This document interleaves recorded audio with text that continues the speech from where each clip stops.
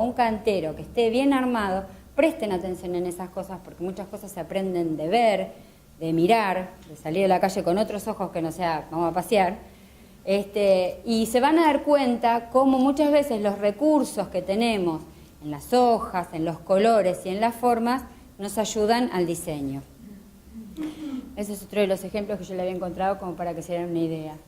Esto también está armado dentro de lo que son una monocromía. Ve que yo les digo, tenemos una escala pequeña, una escala intermedia, que hasta se podría haber reforzado y la tienen con algún tipo de plantación más chica, más grande y con las que teníamos de fondo. Capaz que ya las encontramos, o como habíamos hablado en el primer trabajo, que creo que fuiste vos que hablaste en la parte de historia, ¿te acordás que hablábamos de lo que estaba atrás? Que muchas veces también lo utilizamos.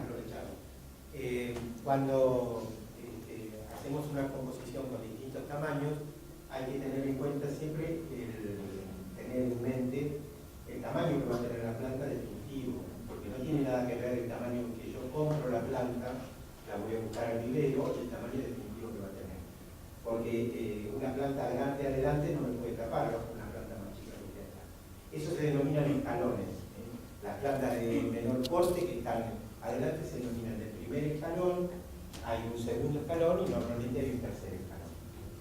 En realidad pueden ser muchos más, de acuerdo a la graduación que vemos, pero normalmente se distribuyen eso.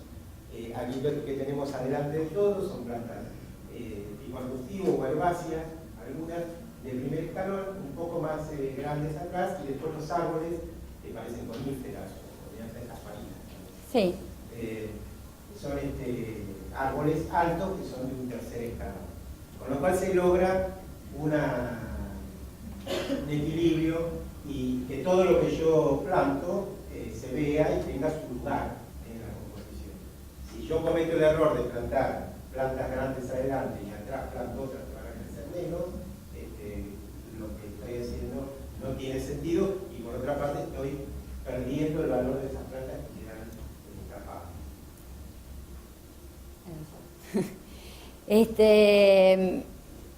Volviendo a lo que hablaba del color, que estábamos hablando de los complementarios los utilizamos para lograr el contraste. Como yo les dije, podemos trabajar con contrastes que se llaman puros o contrastes más suaves. Los contrastes puros sería trabajar un rojo con un verde fuerte y un contraste más suave es trabajar rojo con un verde más suave. Entonces por ahí logramos el contraste, pero no nos va a chocar tanto a la vista. Como hablé al principio, tengan cuidado con los contrastes porque llaman la atención y si están mal logrados es lo primero que se va a mirar en un lugar. Y después tenemos los que llamamos jardines policromáticos. Son jardines que, como la misma palabra lo dice, tengo combinación de colores. Lo que a mí me trae la combinación de colores es que las plantas de diferentes colores normalmente tienen diferentes texturas. No son todas iguales, no tengo una planta roja, verde, amarilla, naranja y que tengan la misma textura. O sea que voy a estar mezclando sin querer colores, pero también voy a estar mezclando texturas. Diferentes hojas, diferentes, como hoy hablábamos con Alberto, hojas que son más cerosas, hojas que son más opacas a la vista, que son más rústicas. Y todo eso se hace como una buena ensaladita, entre comillas.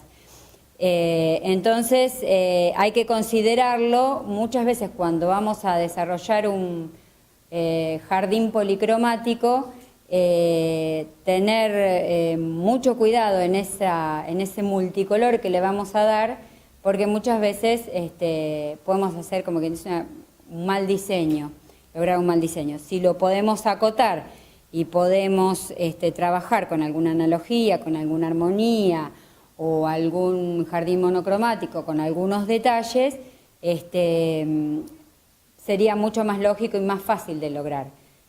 Hay que tener bastante jardín encima como para lograr un buen jardín policromático y que no choque a la vista y que no esté mal armado. Y bueno, por el último punto que yo le había puesto ahí, pero ya lo tuvimos en cuenta, casi toda la gente que habla de paisajismo habla del color de las flores, pero no se olviden nunca del color del follaje, porque nos puede ayudar bastante. Muchas veces hay gente que, eso después lo vamos a ver en otro momento, pero hay gente que viene un comitente y nos dice, Mira, a mí me encanta el parque, es bonito para verlo, pero a mí no me gusta yo arrodillada para arreglar plantas. Hay gente que tiene manos verdes y lo primero que le va a decir, a mí enseñame el parque y poneme esto, porque les gusta el parque y las vas a ver que lo va a cuidar. Hay gente que dice cero mantenimiento para mí. Entonces nosotros normalmente, ¿qué hacemos? Tratamos de trabajar con mucho arbusto. El arbusto no requiere el cuidado que requiere una floral de estación o algunas plantas que requieren mucho cuidado. Entonces trabajamos con arbusto, vamos variando y ahí en ese tipo de parques o de jardines que estamos trabajando con el follaje.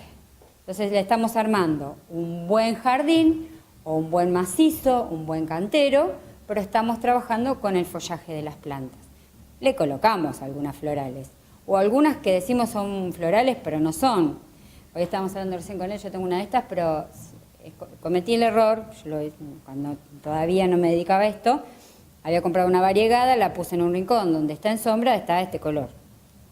Poquitos años está de este color, pero tiene como unos frutitos que salen y le dan como una vista diferente al verde. Entonces eso a mí, sin necesidad de tener florales ni sobrecargar el lugar, le da una vista determinada al lugar donde tengo un macizo de esta planta. Otra de las ideas, antes de irme a otro tema, era muchas veces ahora en los jardines modernos, en el paisajismo moderno, lo que se utiliza es, o lo que utilizan los paisajistas, es con una variedad o con dos variedades armar grandes macizos. Se trabajan, ustedes van a ver que se trabajan con dos variedades y grandes superficies. Se arma nosotros le llamamos macizo, antes era el cantero, para pasárselo en blanco. Antes era el cantero chiquito, ahora se trabajan superficies un poco más grandes. Los jardines ya no se usan con el canterito a los bordes como se usaban antes, sino que ustedes van a ver que se trabajan más este tipo de canteros. Bueno, esos muchas veces se trabajan con el nombre de macizos. Y muchas veces vemos que hay en espacios grandes, trabajan con una variedad o con dos y arman macizos de una o dos variedades. Es sencillo, simple, sabemos que ahí no nos vamos a equivocar caemos en... Claro, muchas veces es de más fácil mantenimiento. Lo que sí, tampoco caer en la monotonía. Eso es básico, porque por trabajar solamente con un color, por ir a lo fácil y trabajar con dos especies y demás, muchas veces hay jardines que se hacen monótonos, aburridos. Entonces a esos jardines sí le haría falta algún rincón que tenga un contraste, algún lugar que tenga un uso determinado, porque en los parques, así en el balcón más chiquito, yo voy a tener un uso determinado. Entonces esos rinconcitos, esos lugares, de acuerdo al uso que yo le vaya a dar, puedo lograrlo o llamar la atención con un contraste de color dentro de lo que vengo trayendo. Después les hice un listadito que eso es más que nada a nivel cuando vayan o vayamos a diseñar, que hacemos un pequeño trabajito práctico en otras clases, son como truquitos que tenemos los paisajistas y que les van a servir en el momento de diseñar. Hay algunos que los tengo y otros que uno los va resolviendo en el momento. Pero, por ejemplo, que dice que no se destaca la unión de los azules y los violetas, pero si yo en el medio le pongo un detalle en amarillo, lo puedo lograr. Me comprendo que no se pierda, como hablábamos de los colores fríos. Si yo hago una combinación de violetas, azules, verdes, ahora después que tengo una imagen, van a ver como que se pierde, pero si le pongo algo en amarillo o si le pongo algo en blanco, ven, ahí tienen. En la misma imagen, esta imagen la encontré y me pareció piola. Esto está trabajado dentro de una monocromía de los verdes, hay apenas unos lilas muy claritos y un blanco para darle luz. Y ahí tienen la diferencia de lo que sería un macizo o un cantero que tiene mucho color, que tiene más color. Entonces, depende de la intención que nosotros tenemos en el diseño. Yo no digo que uno esté mal y el otro esté bien, son dos cosas completamente distintas. Pero si ustedes se ponen a pensar qué uso le darían a uno y qué uso le darían al otro, son dos usos completamente diferentes en un jardín. ¿Sí? Ahí tienen bien puestos juntos el choque que hace algo que es monocromático y algo que es un poco más policromático. Y cómo se destacan los colores, los amarillos, los rojos, aunque sean poquitos, se ven de lejos. Y después le puse una serie de, por ejemplo, si usamos 3 colores, tratar de hacer dominar uno y que el resto haga de marco, y no que todos dominen, porque todos estarían dirigiendo la orquesta y ninguno me haría de marco en el jardín. Bueno, los colores cálidos, los colores fríos. Tengo los colores neutros, que los llamamos de transición. Los colores blancos me sirven para iluminar, pero también tengo los grisáceos. En ese caso vos tenías algunos... Sí, hoy cuando hablaba de los tonos del follaje, que nombré rojizo, bueno, los distintos tonos de verde, ahí había algunas muestras de follaje grisáceo. El follaje grisáceo nos sirve a veces para apaciguar un poco cuando nos parece que hay demasiado color. Entonces los follajes grisáceos tienen esa característica. Apagan un poco y en el conjunto mejoran a lo mejor cuando predomina demasiado el color, que puede resultar un poco chocante. Otra de los trucos, por ejemplo, que se utilizan normalmente, yo les he listado después, bueno, si ustedes lo leen, lo van a ir viendo ahora en las imágenes, es en el caso del follaje gris, se aprecia mucho mejor a la tarde, se luce más a la tarde, entonces coloquémoslo oeste. Si tenemos un follaje que es dorado, se aprecia mejor a la mañana, con el sol de la mañana. Entonces, todos esos son truquitos que nosotros, una vez que tengamos la idea, una vez que tengamos el diseño y que empecemos a colocar las especies o las plantas, vamos a tener en cuenta para no incurrir en los errores típicos que tenemos en los diseños. Nunca mezclar un gris con un dorado, porque no va a quedar bien en el parque. Los colores blancos muchas veces solos se diluyen, pero me ayudan en lugares donde yo quiero crear luz, puntos de luz. El blanco, como está utilizado en la arquitectura para iluminar, en la parte del paisajismo es lo mismo. Por ahí, en un macizo que yo tengo, un manchón blanco, me ilumina todo el macizo que estoy armando de arbustos con un solo manchón de alguna especie blanca. No van a ser en este tipo de, nada que ver con esto, pero en este tipo de macizos grandes, de grandes superficies, o cuando queremos romper ángulos en determinados jardines, una planta. Cuando son determinadas plantas, nosotros normalmente tratamos, por eso yo le digo, elijan 2, 3 especies y lo armamos al macizo. ¿No? 1, 2, 3, como dijo él, traje una de la casa de la tía, traje otra del otro lado, porque ahí vamos a hacer cualquier cosa.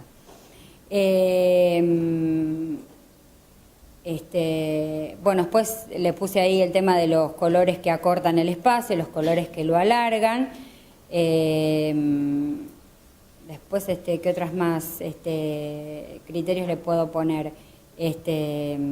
Cuando tenemos jardines muy pequeños, o sea, un jardín de una vivienda, normalmente un lote de esos de 23, la casa nos queda muy poco jardín.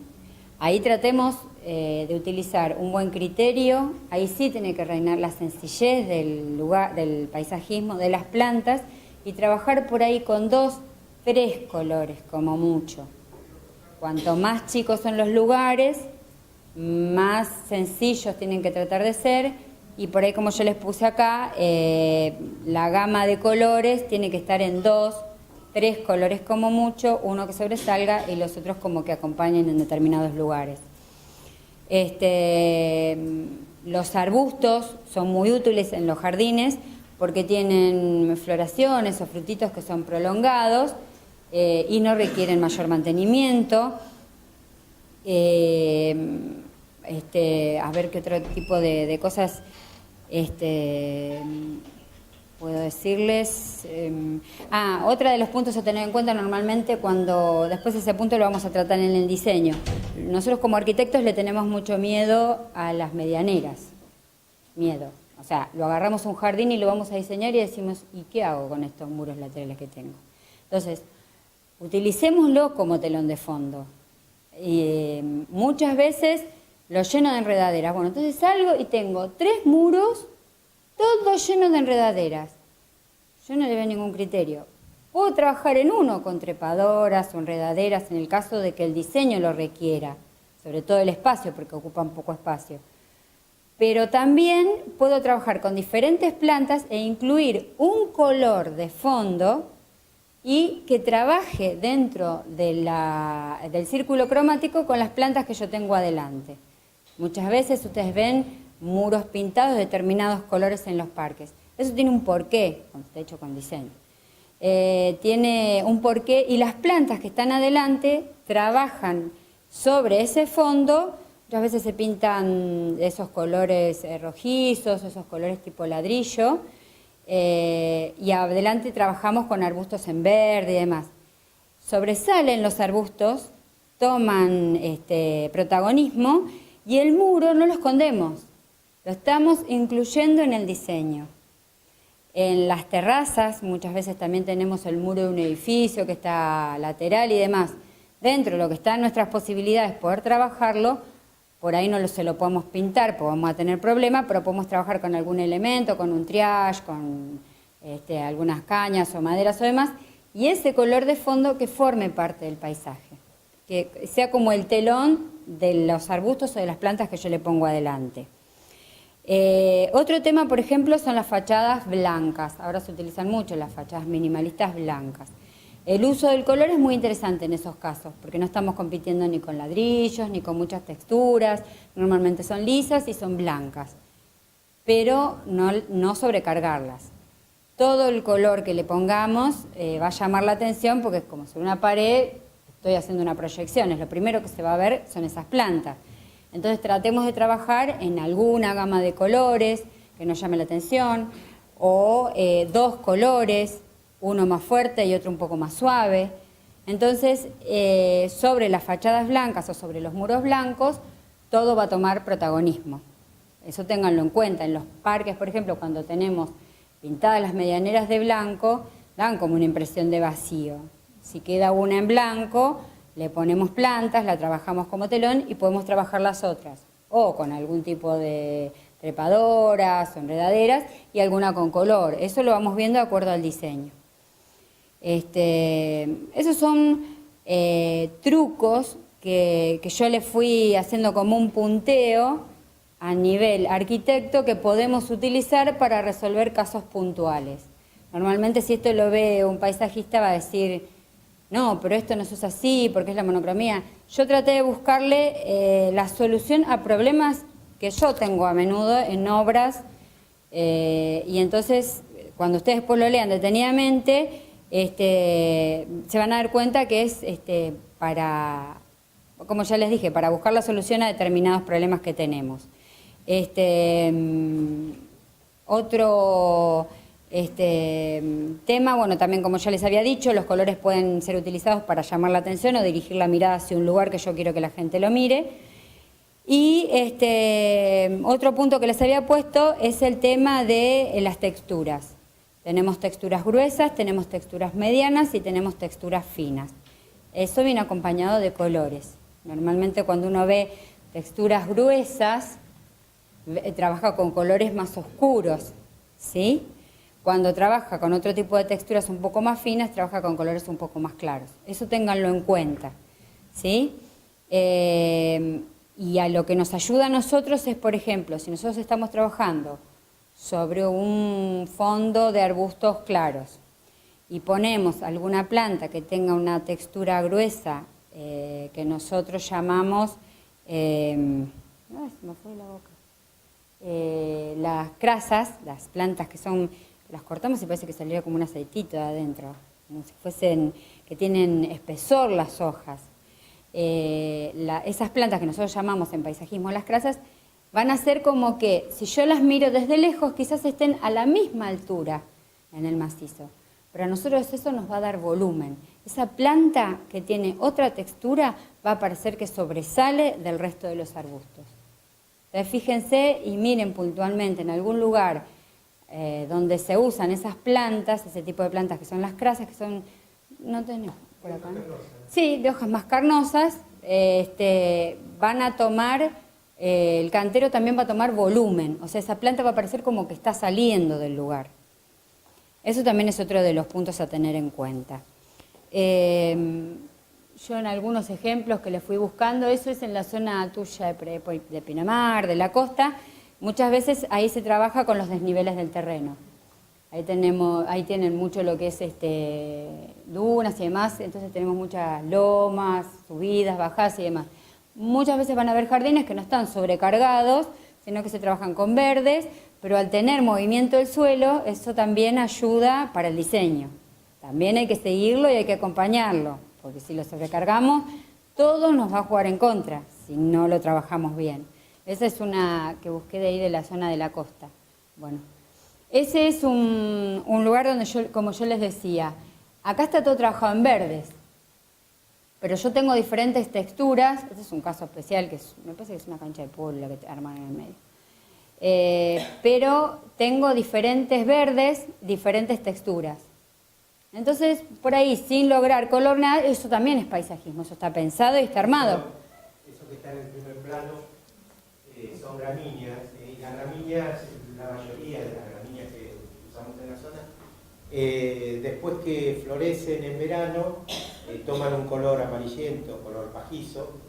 Entonces, en ese caso, sin tener flores, tenemos un cambio de tonalidad en el paisaje logrado a través de eso.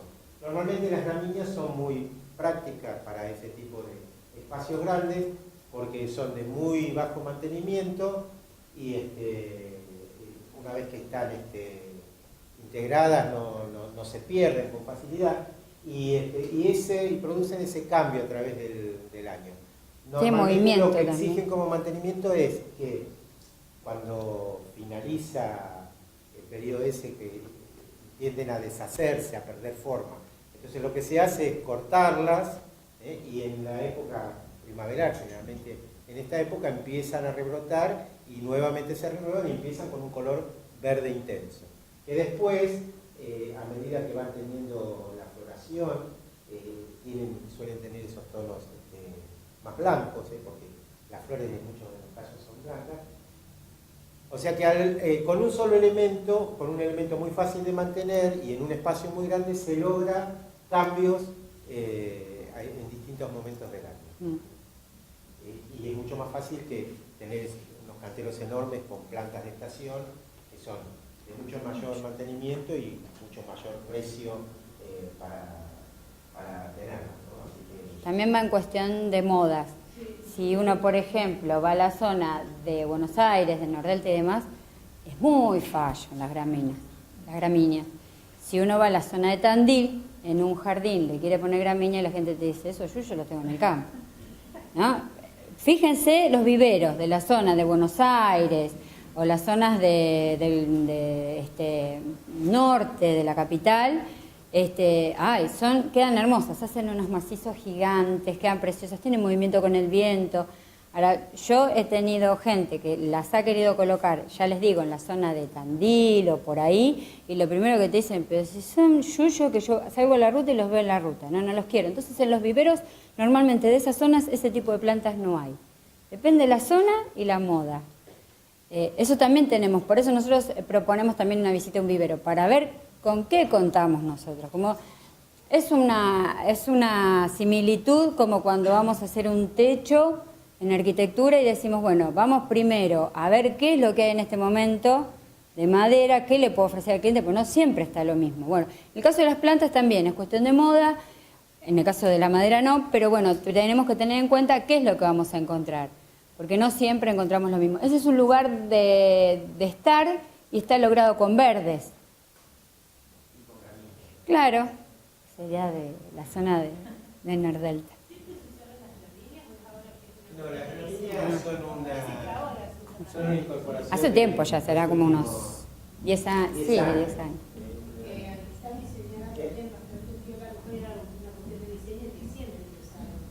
No, el uso de las gramíneas empezó con los country más que nada, porque tenemos jardines más abiertos, mayores superficies, y no podemos estar trabajando con elementos más puntuales, plantas más chicas. Entonces, las gramíneas lo que hacen es, como ya te digo, podemos lograr macizos o lugares con paisajismo, con una planta o dos, que no son caras, y ahí apareció este tema. Tienen movimiento con el viento, dan una idea silvestre. Porque eso es una realidad, cada vez es más difícil tener personal porque es caro y tener personal que sepa de jardinería como para mantener macizos con muchas variedades de flores o que hay que ir cambiando durante el año. Entonces el uso de las ramillas tiene esa ventaja. Son plantas que permanecen mucho tiempo, que no se pierden fácilmente y requieren un mantenimiento mínimo. A lo mejor un corte una vez por año y después producen esos contrastes de color, esos cambios. Entonces va mucho por... Pero ya te digo, necesitamos un poco más de superficie, si no en un jardín poner una en un rincón, no, por ahí no es el tema. Actualmente una especie de gramínea sola normalmente no es muy vistosa. En un conjunto de otro tipo de plantas a lo mejor es la más pobrecita. Ahora, cuando están formando un macizo, tienen una tonalidad distinta de verde o tienen algunas, por ejemplo, tienen tonalidades como el penicetum, que tiene una tonalidad rojiza. Entonces sí, ahí se luce la rubra, que es ese... como para que ellos más o menos lo ubiquen, algunos que no saben, sí. El penicetum es como si fuese ese pastizal, pero hay penicetum y penicetum rubra, entonces es el que va más a los bordeaux, a los rojizos. Dentro de la misma variedad tenemos dos colores. Blanca, tenemos dos colores. pero bueno, también todo tiene que ver con, por supuesto, con las modas. En determinadas épocas aparece gente que empieza a utilizar determinado tipo de plantas, otras se dejan, desaparecen prácticamente, hasta se hace difícil, si uno la busca, encontrarla en un vivero, porque no hay nadie que la comercialice, que la produzca. Por ahí la puede encontrar así a nivel particular. No sé, muchas veces también las plantas son modas. Sí, son modas. Ahora, por ejemplo, se empezaron a usar para armar lo que son terrazas o balcones. ¿Quién no se acuerda? En la casa de una abuela había conejitos, calas, y ahora si uno va...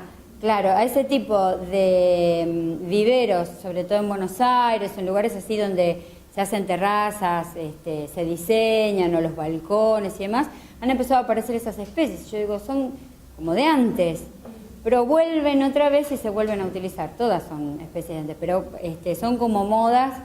Hubo una época que uno le decía a un cliente, le daba una cala o un conejito y decía, sacame todo eso que están ahí, pues a mí no me gusta, son plantas viejas y ponemos nuevas.